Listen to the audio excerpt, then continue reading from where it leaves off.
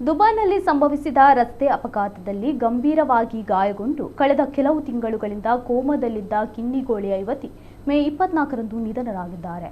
ಮೃತರನ್ನು ಪುನರೂರಿನ ವಾಸುದೇವ ಅಗ್ರಹಾರ ನಿವಾಸಿ 22 ವರ್ಷದ ಶ್ರೀಲತಾ ತಂತ್ರಿ ಎಂದು ಗುರುತಿಸಲಾಗಿದೆ. ಕಟೀಲು ಹಾಗೂ ಮೂಡುಬಿದ್ರೆಯ ಶಿಕ್ಷಣ ಸಂಸ್ಥೆಗಳಲ್ಲಿ ವಿದ್ಯಾಭ್ಯಾಸ ಮುಗಿಸಿದ ಶ್ರೀಲತಾ ಉದ್ಯೋಗ ನಿಮಿತ್ತ 2025ರ ಜುಲೈನಲ್ಲಿ ದುಬೈಗೆ ತೆರಳಿದ್ದರು. ನವೆಂಬರ್ನಲ್ಲಿ ನಡೆದ ವಾಹನ ಅಪಘಾತದಲ್ಲಿ ತಲೆಗೆ ಗಂಭೀರವಾಗಿ ಗಾಯಗೊಂಡು ಅವರು ಕೋಮಾ ಸ್ಥಿತಿಗೆ ತಲುಪಿದ್ರು. ಕಂಪನಿಯವರು ಚಿಕಿತ್ಸಾ ವೆಚ್ಚವನ್ನು ಭರಿಸಿಕೊಂಡಿದ್ದು, ಆರೋಗ್ಯದಲ್ಲಿ ಯಾವುದೇ ಸುಧಾರಣೆ ಕಾಣದ ಹಿನ್ನೆಲೆ 3 ದಿನಗಳ ಹಿಂದೆ ಮಂಗಳೂರಿನ ವೆನ್ಲಾಕ್ ಆಸ್ಪತ್ರೆಗೆ ಕರೆತರಲಾಗಿತ್ತು.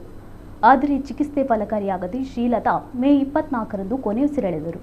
ಅವರು ತಾಯಿ ಹಾಗೂ ಅಕ್ಕನನ್ನು ಅಗಲಿದ್ದಾರೆ.